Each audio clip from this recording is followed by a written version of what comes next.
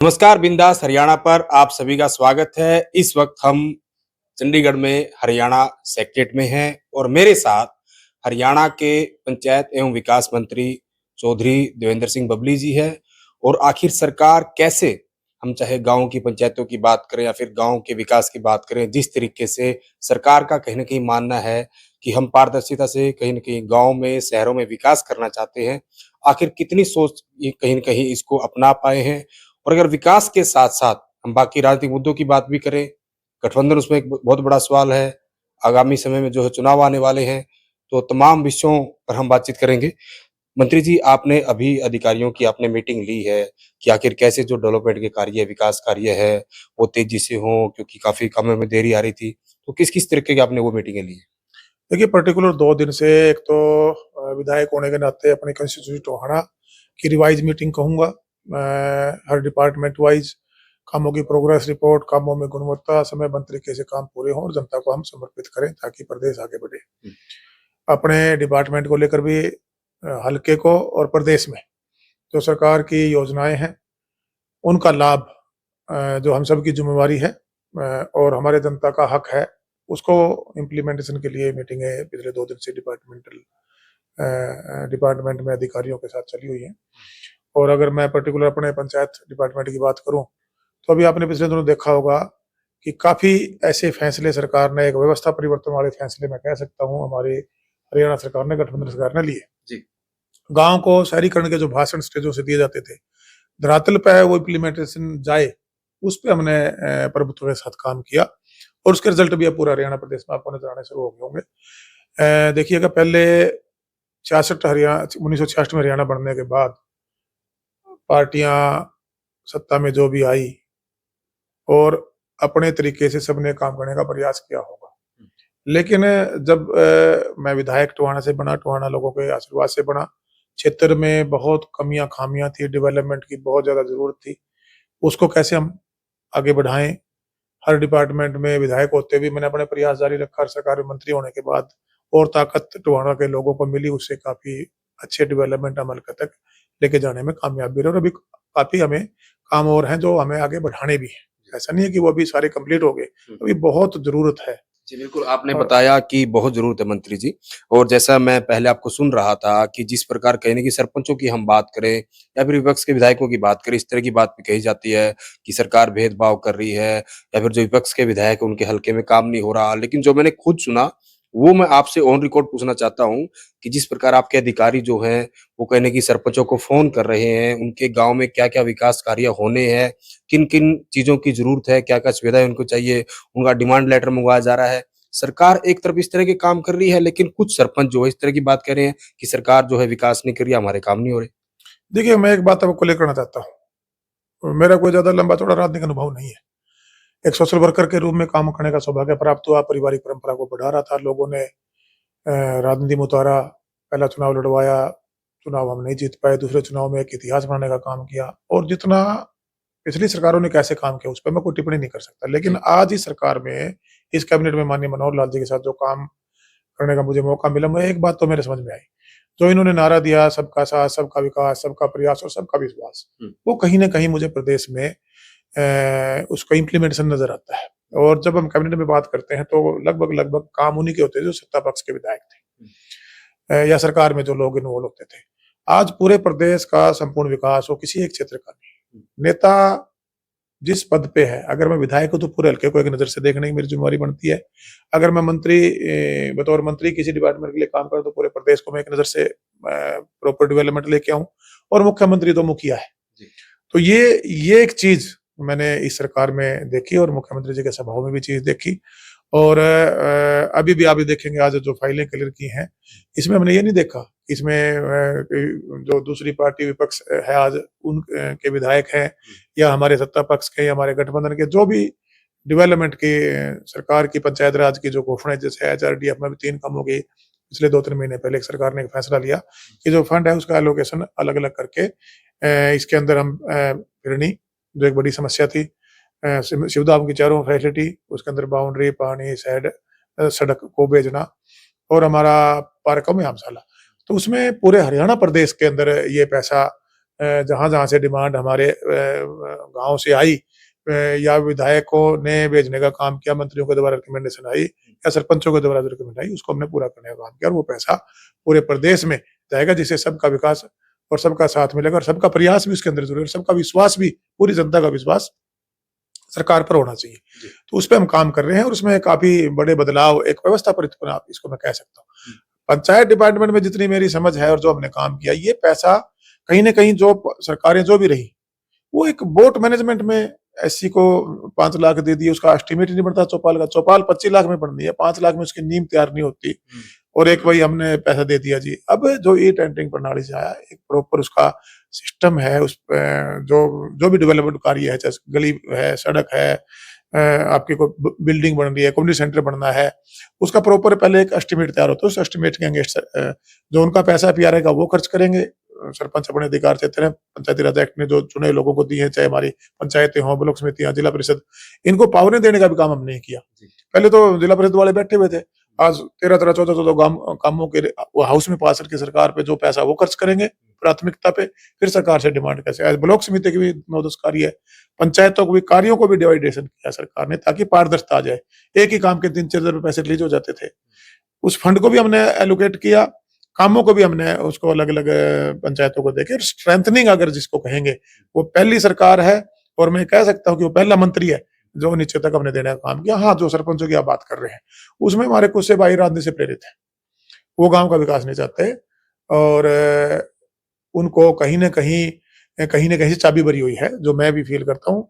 लगभग कुछ एक छोड़ के पूरे प्रदेश में कुछ एक सैकड़ों में हो सकते हैं, शायद सैकड़ों में भी ना हो, सभी सरपंच मेरे से मिले हैं। जिला वार में संवाद प्रोग्राम में गया, फीडबैक आए, हमने इम्प्रूवमेंट किया, सुधार किए।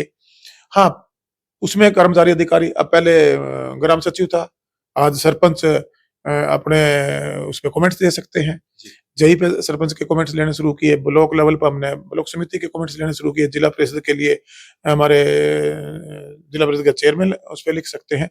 तो ये ताकत नीचे की जो चुनी हुई बॉडी थी हमारी पंचायत राज में, जो बॉडियां थी, उनको हमारी सरकार ने देने का काम किया। और जो व्यवस्था परिवर्तन है, पैसे का हिसाब और जो डेवलपमेंट का पैसा गली नाली तक तो करा, गली नाली और चौपाल, तीसरी कोई बात नहीं करता। 9 सूर्य कार्यक्रम हम लेकर आए, आज बड़े बड़े लेख इंग्लिश अखबारों में लिखे गए।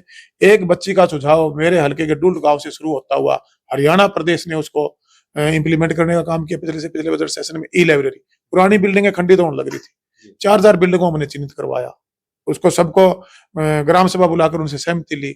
आज 1200 के आसपास बिल्डिंग रेनोवेट होकर तैयार हो चुकी है। टेंडर हमारा लाइब्रेरी का उसमें सामान जाएगा और बच्चों को ई लाइब्रेरी की सुविधा, इंडोर जिम, जहां हमारे युवा अंडरटेकिंग देंगे भाई हम इसको मेंटेन करेंगे, वो फाइल मुख्यमंत्री जी ने कहा था सेकंड प्रोसेस में, वो भी चली हुई साथ साथ। इसी तरह महिला संस्कृति भवन, पौंडों का काम 8,000 11,000 पोल्यूटेड पौंड थे। पहली बार मैं ये कह सकता हूँ 2 साल के अंदर हम 2,500 से नीचे तो ग्राउंड पे काम चले हुए हैं और इस मार्च तक हम जो सबसे ज्यादा पोल्यूटेड थे 39 कुछ का आंकड़ा है, उसको अचीव करेंगे। पार्क व्यायामशाला है जो 300-400 नहीं बन पाई थी पिछले 7 साल में, अभी हम उसको 2000 को आंकड़े को हम छूने जा रहे हैं। हर गांव तक पार्क की और व्यायामशाला की सुविधा मिलेगी।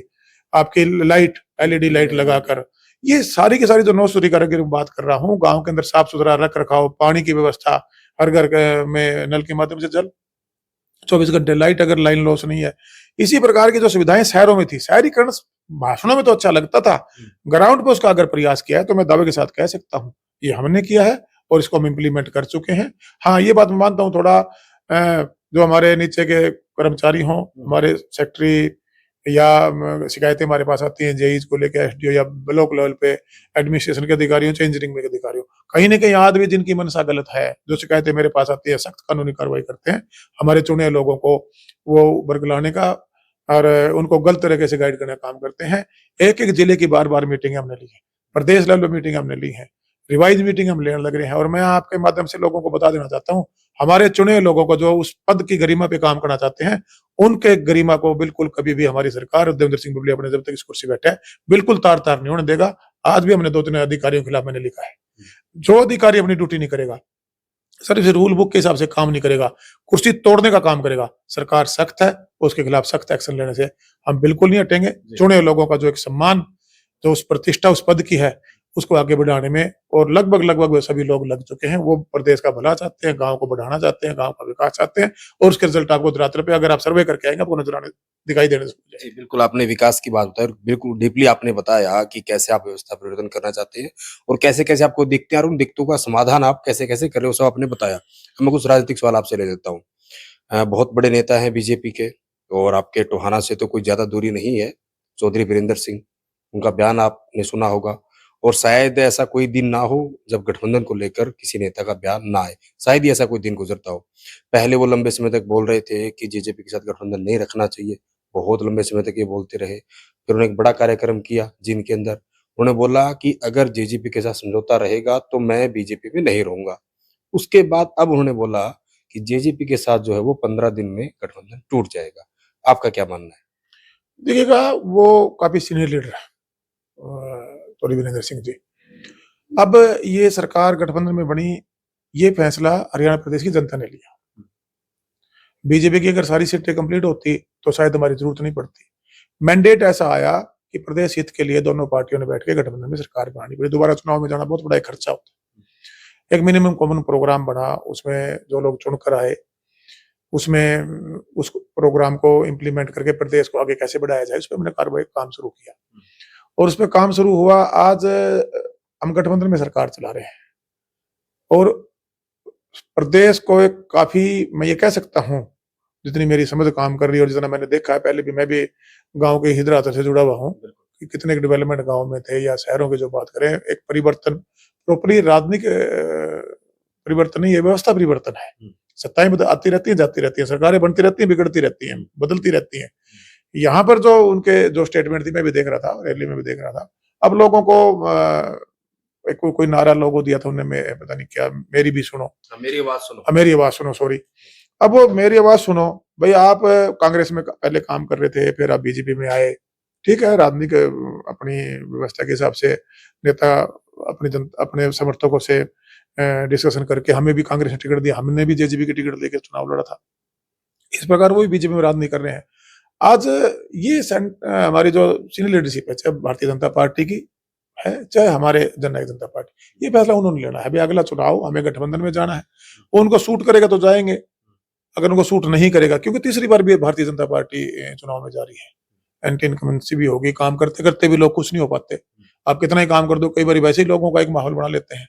जबकि मैं ये दावे के साथ कह सकता हूँ कि जो बदलाव कोविड के बाद 2 साल हमारे खराब हुए, आंदोलन में हमारा 9 महीने खराब हुए, हम लोगों के बीच में नहीं जा पा रहे थे, उसके बावजूद हमने जो बदलाव इन जो भी समय 2 साल ही कहूंगा, अभी तो ये चलो हमारे विधानसभा का तो करीबन 10 महीने 11 महीने गिनो, पार्लियामेंट का चुनाव बिल्कुल सिर पे है, अप्रैल मई में चुनाव हो जाने हैं, 5 स्टेट के चुनाव भी आए हुए हैं, चुनाव मोड में देश और प्रदेश आ चुका है। तो उसमें ये स्टेटमेंट एक इस पर मैं कोई टिप्पणी नहीं करना चाहूंगा।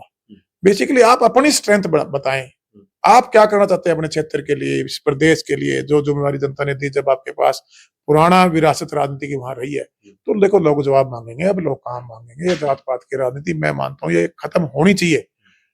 लीडर हर कास्ट का कोई ना कोई आगू लग जाता है, ठीक है, कास्ट में अब जहां हम पैदा हो गए अच्छी बात है, जहां भी उसका सम्मान होना चाहिए, लेकिन एजेंडा तो डेवलपमेंट है। जो देश का प्रधानमंत्री जब पहली बार बन के आए, लोगों को बड़ी उम्मीद के साथ एकदम से बदलाव किया था।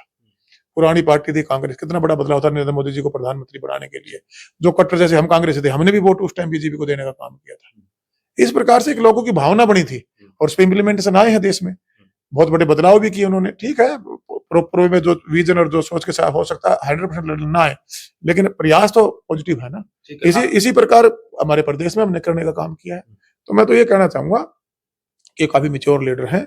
आज अगर ये फैसला कल को भारतीय जनता पार्टी और जननायक जनता पार्टी गठबंधन का ले लेती है तो गठबंधन में चुनाव जाएगा, वरना पार्टी अपनी अपनी तैयारियां, भारतीय जनता पार्टी भी कर रही है, दूसरी पार्टियां वो भी कर रही है, और हमारी पार्टी तो कर ही रही है। वही तो ये कह रहे हैं, उनके साथ साथ और भी नेता कह रहे हैं, क्योंकि देखो आप गठबंधन में सरकार चला रहे हैं, आप भी जेजेपी के विधायक हैं। उचाना की जो आग लगी हुई उचाना में, सिर्फ उचाना तक सीमित नहीं है, वो टोहाना भी जा रही है, वो नारनौंद भी आ रही है, और 10 आपके विधायक है जेजेपी के। वो सब जगह उतरी चीजें हैं, गठबंधन में रहे ना रहे यही तो उनको दिक्कत है। और जो विपक्ष के नेता है वो भी ये कह रहे हैं कि उनको अपने बेटे की सीट चाहिए उनको, और कहीं ना कहीं जेजेपी वहां क्लेम कर रही है हिसार लोकसभा पे, उचाना की बात करें, वहां पे आपके खुद सिटिंग जो एमएलए है, डिप्टी सीएम जिसने टोला वो है। आपके टोहाना की बात करें, आपको भी लेकर मैं आपकी वीडियो देख रहा, उसमें कहा गया कि देवेंद्र जी आप कहीं ना कहीं लोकसभा का चुनाव लड़ लो, सर्वे हो रहा है, और आपने उन लोगों को कहा कि देवेंद्र बबली जो विधानसभा ही लड़ेगा। तो वही दिखते जो उचाना में वो टोहाना में भी और बाकी जगह भी है। देखिए, कोई दिक्कत मैं इसको नहीं मानता। टिकटें सारी पार्टियां बांटती हैं, जीत के कौन आते हैं? जिनको जनता पसंद करती है। पिछली बार 90 टिकटें भारतीय जनता पार्टी ने भी दी थी, जननायक जनता पार्टी ने भी दी थी, कांग्रेस ने भी दी थी। आखिरी सर्वे में हमारे जैसे लोगों की 5-5 साल मेहनत करा के टिकटें काट दी गई। जनता की पसंद वाला आदमी आगे आएगा, वो कोई भी हो, किसी पार्टी में हो, वो आगे आएगा। आज ये पढ़ा लिखा भारत है, युवा भारत है। पढ़े लिखे लोगों को समझ में आ चुकी है कि जो लोग राजनीति का व्यवसायीकरण करे बैठे हैं, उनको लोग जवाब देंगे। 2024 में आप देख लेना। हाँ, इसके अंदर एक दिखावे का समाज सेवी और एक दिल से समाज सेवी, उसमें भी फर्क है।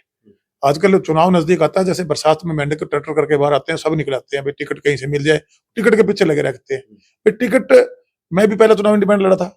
अगर मैं प्रयास करता, मेरे को नहीं करना चाहिए, मैं टिकट ले सकता था। मैंने क्यों नहीं लिया था?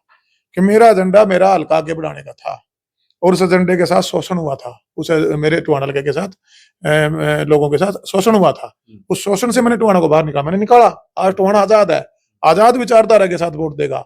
वो काम को देख के वोट देगा, वो सेवा को देख के वोट देगा, वो मान सम्मान को देख के वोट देगा। हम करते कुछ हैं, बताते कुछ हैं, दिखाते कुछ हैं। उस चीज को अब जनता समझ चुकी है।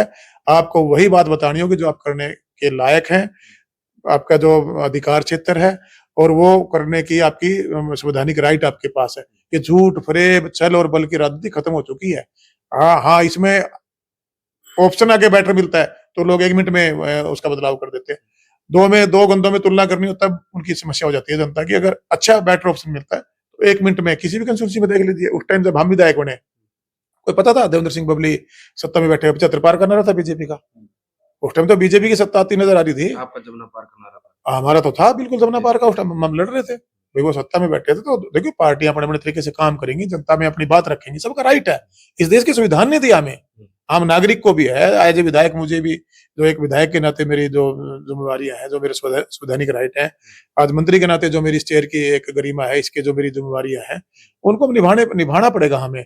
अब मुझे नहीं समझ में आता, मैं बेसिकली, मैं आपको पहले भी कह चुका हूँ, पॉलिटिकल आदमी, मुझे देख समझ में आता है आज मैं किसी चेयर पर बैठा हूँ, उस चेयर की गरिमा है और उसको मैंने डिलीवर करना है। मेरा फोकस डिलीवरी है। मैं मेरे प्रदेश को इस चेयर पर बैठ के बेटर से बेटर डिलीवरी दूं, समय पे दूं, गुणवत्ता के साथ दूं, और जो पैसा दिया है ये सुनिश्चित करूं कि पैसा डेवलपमेंट के लिए लग रहा है।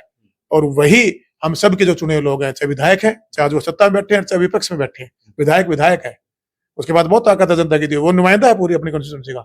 अभी आपने कहा कि मेरा टोहाना अब आजाद हो चुका है। अगर हम भारत देश की बात करें, आप भी स्वतंत्रता सेनानी के परिवार से हैं, तो देश तो 1947 में आजाद हो गया था, और हरियाणा में टोहाना, तो टोहाना भी तो साथ में आजाद हुआ ना, गुलाम कहाँ से रह गया? नहीं, टोहाना गुलामी की जंजीरों में जकड़ा हुआ था। टोहाना में ऐसे लोग सत्तासीन रहे जिन्होंने हमारे देश के उन शहीदों को पहचान करके फांसी पर चढ़वाने का काम किया। ये हमारे हल्के के लिए, उसमें मैं भी शामिल हूँ, बड़ा ये एक श्रम का विषय था। और आज उससे टोहाना आजाद हुआ है। मैं पहला इंडिपेंडेंट चुनाव मैंने लूज वैसे किया, लेकिन लोग मेरे साथ खड़े थे। उस टाइम हमारे सामने जो जीते थे वो भारतीय जनता पार्टी के कैंडिडेट जीते थे। और उसके बाद टोहाना के अंदर एक ऐसा दबाव, भय माहौल उन्होंने क्रिएट कर दिया था, उससे भी छुटकारा हमने दिलवाया। तभी तो ये 1 लाख से ऊपर ज्यादा मत, विपरीत परिस्थितियों में उतने दबाव, डर, भय, गुंडागर्दी, लूट पाट, रिकवरी, पूरा 350 आदमियों का गैंग था, पूरे टोहाने को लूट के खाने लग रहे थे। उससे पहले दबाव की राजनीति थी, इंस्पेक्टरी राज था। लोगों को नाजायज मुकदमे बनवाकर उनको पीड़ित किया जाता। डेवलपमेंट की तो बात ही नहीं होती थी। जात पात और प्रेशर की राजनीति, 3 चीजों पे मेरा टोहाना। आज एक भी काम कांग्रेस की सरकार में वहां से मंत्री रहे, ताकतवर मंत्री रहे, बताइए वो एक काम के नहीं खड़े होके। मैं उनको, आज मेरा क्वेश्चन है उनसे, आज उसके बाद सेकंड सीएम थे, उनका बताइए, सिवाय पैसा ऐंठने के अपने घर। यानी कि आप कांग्रेस के जो मंत्री रहे और जो पीछे बीजेपी के प्रदेश अध्यक्ष रहे सुभाष बराला, यानी आप दोनों लोगों से खुली डिबेट कर सकते हैं विकास कार्यों को लेकर। मेरे सामने बिठाइए उनको, मैं जवाब मांगूंगा। और मैं तो, चलिए, मैं एक दो पॉजिटिव आदमी हूं। मैं इतनी उनके मामले पड़े हुए थे, आज हम सहयोगी हैं सरकार के। मैं गड्ढे मुर्दे नहीं उखाड़ता, मेरा एजेंडा अलग है। मैं काम की तरफ अपना फोकस रखता हूँ।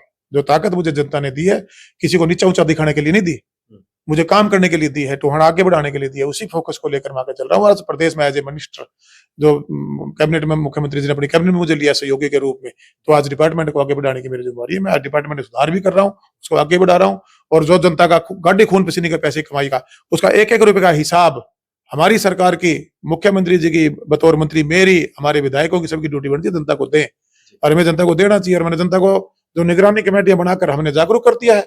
आज 1 मिनट मेरे क्षेत्र में जाके देखिए, अगर कोई पिल्ली उतार के दिखा दो, किसी भी डिपार्टमेंट में, पब्लिक हेल्थ के काम है, इरिगेशन के हैं, मार्केटिंग बोर्ड के हैं, पीडब्ल्यूडी B&R के हैं, पंचायत के हैं, कोई लगा के दिखा दो, एक भी गलत तरीके के सीमेंट लगा के दिखा दो, ईंट लगा के दिखा दो, सरिये की भी क्वालिटी देखते हैं जाके, उनको टेंडर में क्या क्या मटेरियल का कौन से इसके अंदर वो लगना है, उसको टेंडर पढ़ना आ गया लोगों को, ऑनलाइन आ गया। वैसे आजकल क्वालिटी क्या है, क्वालिटी कंट्रोल आई है, सब पे काम हो रहा है।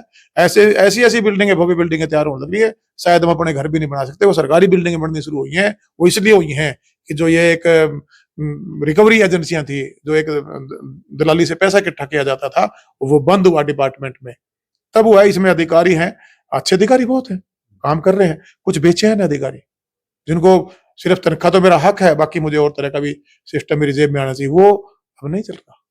वो जो हमारे सामने आए, उस पर सरकार ने कड़ी कानूनी कार्रवाई की, और आगे भी जो उसमें उड़ता हमें हमारे संज्ञान में आता जाएगा, उसको बख्शेंगे नहीं।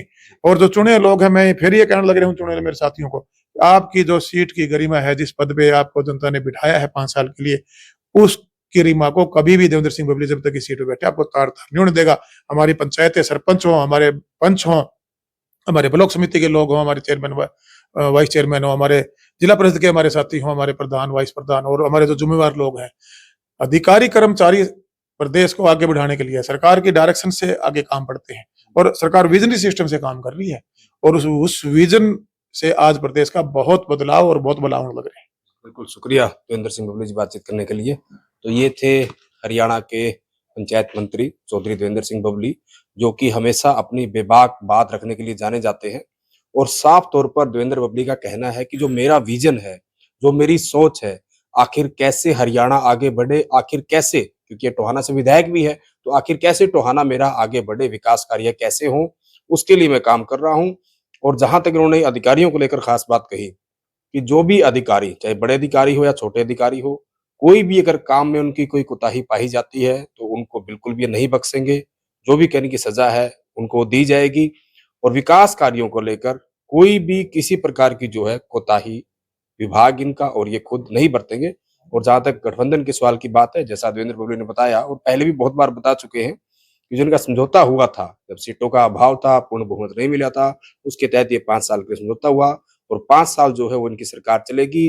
भविष्य के चुनाव में, जो आगामी 2024 के चुनाव होने हैं, उसमें गठबंधन रहेगा, नहीं रहेगा, ये भविष्य के गर्भ में है। तो ये सारी की सारी बातें उन्होंने हमारे साथ की। वीडियो जर्नलिस्ट विकास कुमार के साथ सुरेंद्र नयन, बिंदास, हरियाणा।